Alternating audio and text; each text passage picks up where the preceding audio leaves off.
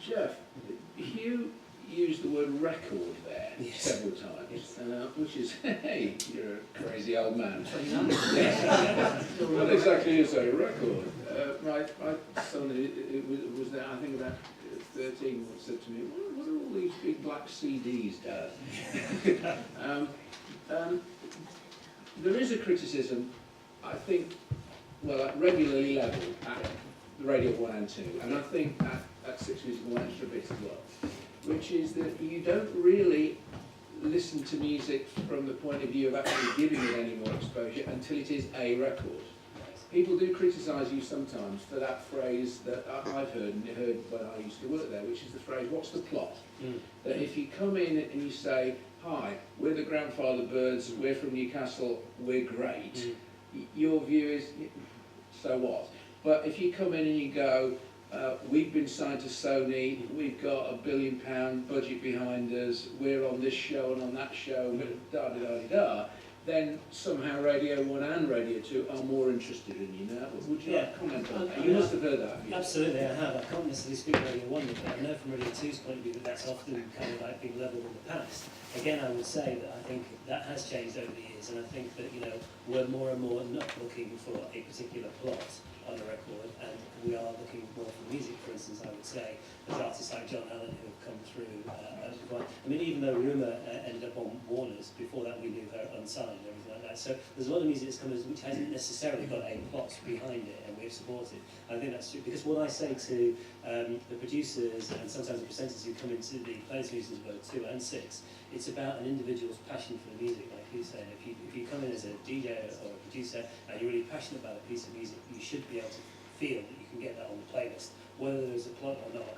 The fact of the matter is that, you know, there is often things going around which I might not determine as plot, but other people might say, as Huw would say, you know, like they're hearing about this thing on Twitter, they're hearing about this thing somewhere in the blogosphere. That's potentially a plot of today, isn't it? It's kind of, and I think people will always be consumed by some kind of excitement out there for music. If you want to describe that as a plot, then that's what it is. So somebody in this room today comes up to you afterwards, preferably not now, and gives you a CD, which they will. Yes.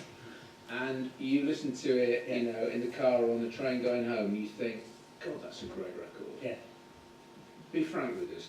Can you go back to Western House and say to everybody, that's going on the playlist, even though it's just a band that I picked up in Newcastle? I mean, I genuinely wouldn't do that. What I would do is, if I particularly thought a record was really strong, I'd talk to a producer or two.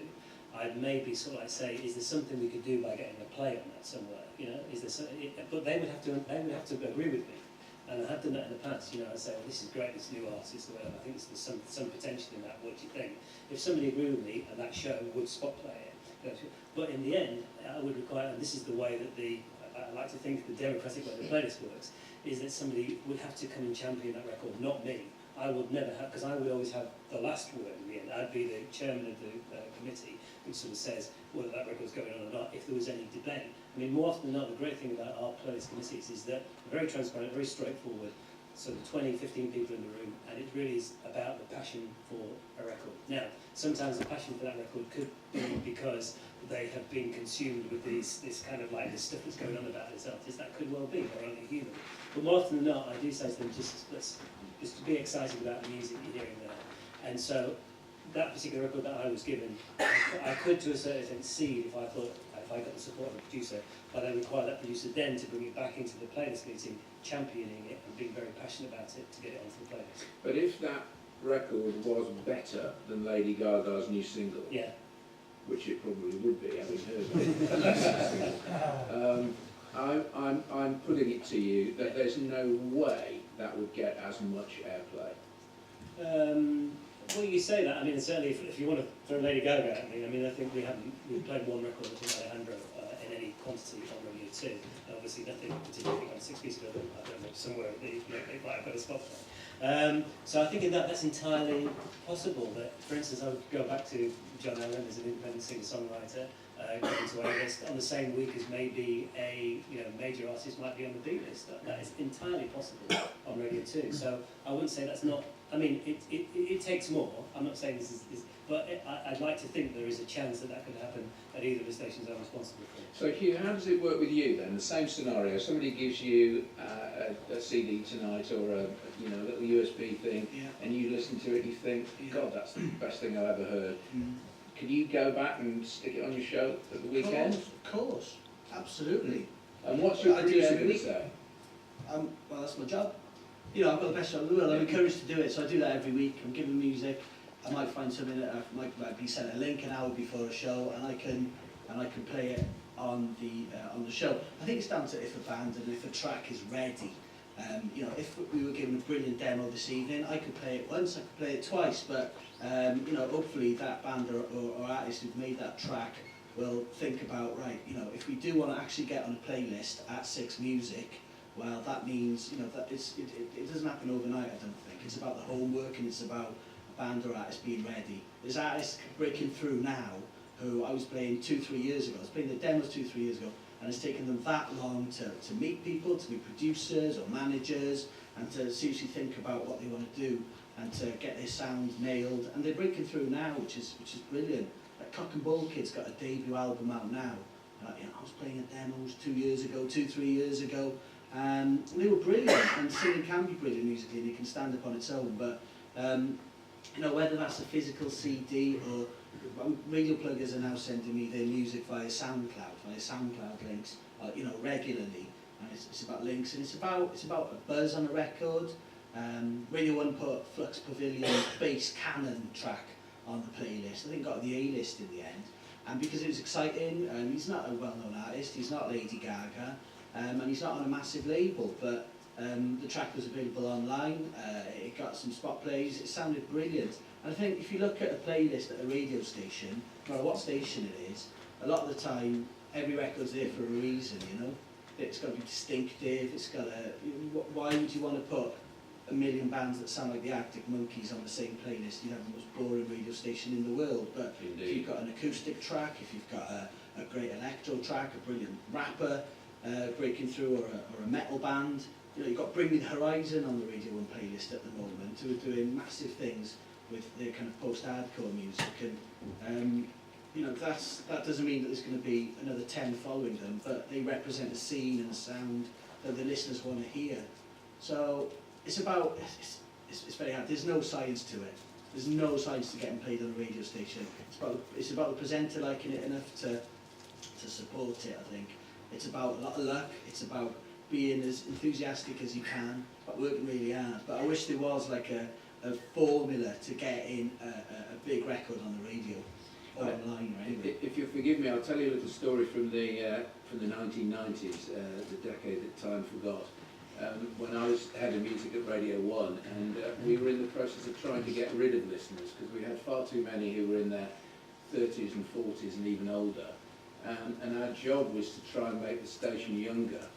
And so I had the most brilliant job, really, because my job was exact opposite of Jeff's, really, was to be unpopular and shed audience. And so, in fact, Jeff and I were working together at the time, and I think we did have some lively disagreements about this thing. One day I couldn't chair the playlist meetings. I had to go to one of those endless BBC meetings. I came back, and the guy who had chaired it for me said, "We've got a real problem here. A record's just come in, and we all think it's great, but we're really not sure whether we can put it on the playlist at all because it's so kind of challenging." And I said, "Okay, play it to me." And it was Firestarter by The Prodigy, which is a scary record, isn't it? And I said, "Yeah, stick it straight on the A-list. That'll get rid of them." And sure enough, it did. And we used to joke that we had not just the A, B, and C list like most stations, but we also had the F list or the FO list, which was designed to get rid of people who liked Luther Vandross and send them off to Radio 2. Although in those days Radio 2 was only playing Marching and Waltzing. But it was interesting how in those days you could deliberately scare people by bringing new stuff in. I'm wondering whether you feel, both of you, that actually radio is a little more, certainly in prime time, is a little less likely to take risks than perhaps it did once.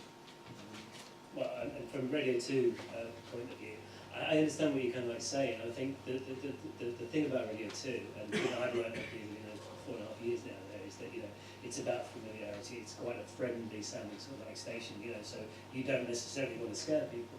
But I think within that, I think we can find new music that kind of fits. I was interested talking to Trevor, but it's kind of like, I think in terms of the playlist this week on Radio 2, we're kind of something like 45–50% independently signed artists. But one of those artists is Status Quo, who are on an independent record label. And it's just quite interesting to see how that has changed over the years, and the years when Radio 1 was trying to get rid of them, and now here they're ready to independently sign. And actually it's quite interesting that artists come from all those kind of like different areas. But yeah, the idea of actually scaring people doesn't come naturally to music programs without a doubt. And I think what I've said recently specifically on 2, I mean with 6 it's different, because 6 obviously leans alternative anyway, so it's actually kind of like there's a little bit of scariness about it, and that doesn't kind of really get in the way, it kind of really adds to it.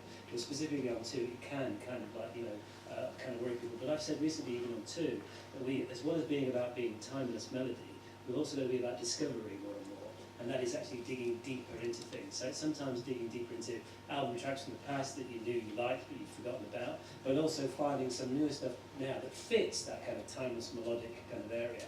And we've done it with Rumour, we've done it with the Pierces, but we do it with more kind of sort of fresher, newer artists who have got that appeal to the kind of like primarily older Radio 2 audience, but still can kind of fit into the context of the station as well.